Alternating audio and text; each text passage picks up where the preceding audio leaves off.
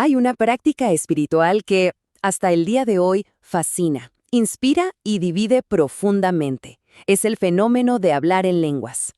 Bueno, en este análisis vamos a sumergirnos en sus orígenes, a recorrer su historia y a entender el debate que sigue tan vivo hoy como hace siglos. Ok, para entrar en materia, primero lo primero. Pongámosle nombre. El término técnico, el que usan los teólogos, es glosolalia. ¿Y a qué se refiere? Pues a ese momento en que una persona habla un lenguaje de inspiración divina, un lenguaje que para quienes lo escuchan muchas veces es ininteligible. Sus practicantes, por supuesto, lo consideran un don, un regalo del Espíritu Santo. Y aquí, justo aquí, es donde empieza el gran misterio que vamos a explorar. A ver, ¿fue esto algo que solo ocurrió en la era de los apóstoles y que se apagó con ellos? ¿O es más bien como un fuego espiritual que nunca se ha extinguido del todo, que ha seguido ardiendo a lo largo de los siglos? Esa es la pregunta que va a ser nuestra guía.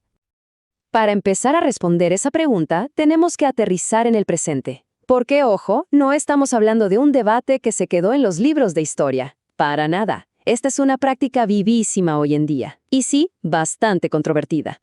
Y para que nos hagamos una idea de la escala, piensen en esto. Más de 700 millones de personas. Ese es el número aproximado de cristianos en corrientes pentecostales y carismáticas, donde hablar en lenguas es, para muchos, una parte central de su fe. 700 millones. Con una cifra así, queda claro por qué entender su historia es tan relevante.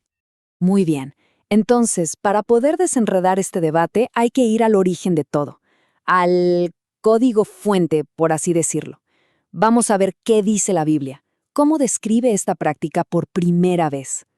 Y aquí nos topamos con la primera gran sorpresa.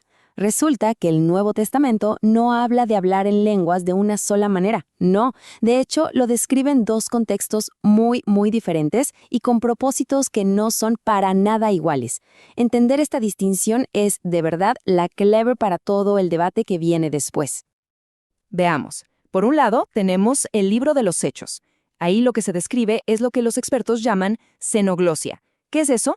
Básicamente, hablar en idiomas humanos, reales y conocidos, pero sin haberlos estudiado. El propósito era clarísimo, una señal para la evangelización. Pero luego nos vamos a la primera carta a los Corintios, y el apóstol Pablo habla de algo diferente. Él describe la glosolalia como un lenguaje más espiritual, para la edificación personal, para hablar directamente con Dios o para la iglesia. Pero, atención, siempre que hubiera alguien que lo interpretara. Como ven, son dos modelos con dos propósitos muy distintos. ¿Ok? Si la práctica existía en la Biblia, la pregunta lógica es, ¿y qué pasó después?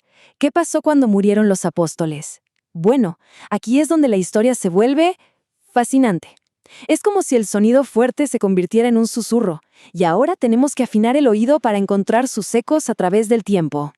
Y fíjense, no pasa mucho tiempo antes de que encontremos una pista. ¿Y qué pista? Es de Ireneo de León, escribiendo hacia el año 180. Escuchen lo que dice. Oímos a muchos hermanos en la iglesia que poseen dones proféticos y que por el Espíritu hablan toda clase de lenguas. ¡Wow! Esto es bastante claro, ¿no? No es un rumor. Él dice oímos. Afirma que la práctica continuaba y que no era algo aislado. Definitivamente el fenómeno no se detuvo con la primera generación de creyentes. El viaje de esta práctica a través de la historia es, de verdad, fascinante. Después de esos testimonios iniciales, como el de Ireneo, algo cambia. Llegan grandes pensadores como Agustín de Hipona, por allá del año 400, y lo reinterpretan todo. Él dice, básicamente, que el don ya no era individual, sino que era la iglesia entera hablando en todos los idiomas del mundo. Y con eso, la práctica individual como que se desvanece, se va del radar de la teología principal. Pero no desaparece. Resurge de vez en cuando en movimientos de avivamiento más pequeños, casi marginales. Y así sigue, apareciendo y desapareciendo hasta que, ¡boom!, 1906. El avivamiento de la calle Azusa en Los Ángeles. Ahí, la llama no solo revive, sino que enciende un fuego que se extiende por todo el mundo, dando inicio al movimiento pentecostal. Y toda esta historia, con sus idas y venidas, con sus susurros y explosiones, nos trae de lleno al corazón del asunto, al clímax de esta exploración, el gran debate teológico que, créanme, sigue tan candente hoy como siempre. Pero entonces surge una pregunta que es casi obligatoria. A ver, si la Biblia es la misma para todos y los hechos históricos son los mismos, ¿cómo es posible que haya tanto desacuerdo? ¿Por qué se llega a conclusiones tan radicalmente opuestas? Pues la respuesta está en que todo se mira a través de dos lentes, de dos marcos de interpretación totalmente distintos. Y aquí tenemos a los dos equipos en este debate. Por un lado está el cesacionismo. Sus seguidores creen que ciertos dones, los más espectaculares como las lenguas o la profecía, tuvieron una fecha de caducidad, la muerte del último apóstol. Y en la otra esquina tenemos el continuacionismo. Ellos sostienen todo lo contrario, que todos los dones espirituales que existieron en el principio siguen activos y disponibles para la iglesia hoy, sin excepción. Entonces, ¿cuál es el argumento de los cesacionistas? Su lógica es más o menos así. Piensen en la construcción de un edificio. Se necesitan andamios para levantar los cimientos y las primeras paredes. Bueno, para ellos, los dones milagrosos eran esos andamios. Sirvieron para un propósito fundacional, para sentar las bases de la iglesia y para validar la autoridad de los apóstoles. Pero una vez que la fundación, es decir, la enseñanza apostólica, estuvo puesta y la Biblia completa, los andamios ya no son necesarios. La estructura se sostiene por sí misma. Pero claro, los continuacionistas tienen una respuesta, y su primer punto es una pregunta muy directa. Ok, muéstrenme en la Biblia dónde dice que los dones iban a terminar. Argumentan que no existe tal versículo. Al contrario, dicen que el propósito principal de los dones, que es la edificación, el fortalecimiento de la iglesia, es algo que se necesita hoy tanto como antes. Y sobre ese famoso pasaje que habla del fin de los dones, señalan que dice que cesarán cuando llegue lo perfecto. Y para ellos, lo perfecto no es la Biblia, sino el regreso de Cristo. Así que, hasta entonces, los dones siguen. Ahora, dentro de ese gran campo del continuacionismo, hay un movimiento que llevó esta idea a otro nivel. Un movimiento que no solo dice que los dones continúan, sino que pone a uno de ellos, la glosolalia, en el mismísimo centro de su teología.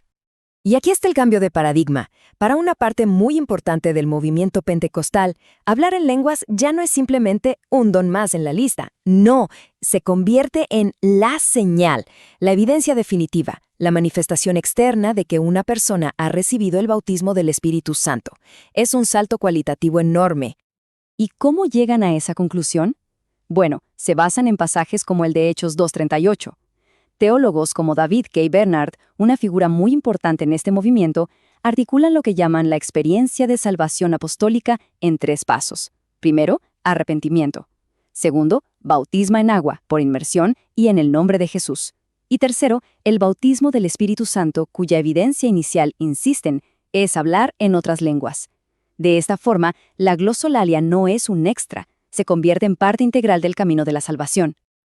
Y con esto llegamos al final de nuestro recorrido. Y como ven, no cerramos con una respuesta fácil, sino con una pregunta que queda flotando, una pregunta fundamental. Hemos visto lo que dicen las Escrituras, hemos viajado por la historia y hemos puesto sobre la mesa los argumentos del debate. Al final, todo nos lleva a reflexionar en esto. ¿Cómo se equilibra el peso de cada cosa? ¿De la Escritura, de la historia, de la experiencia personal? Es en esa balanza personal donde cada quien construye su comprensión de la fe y de lo que considera divino.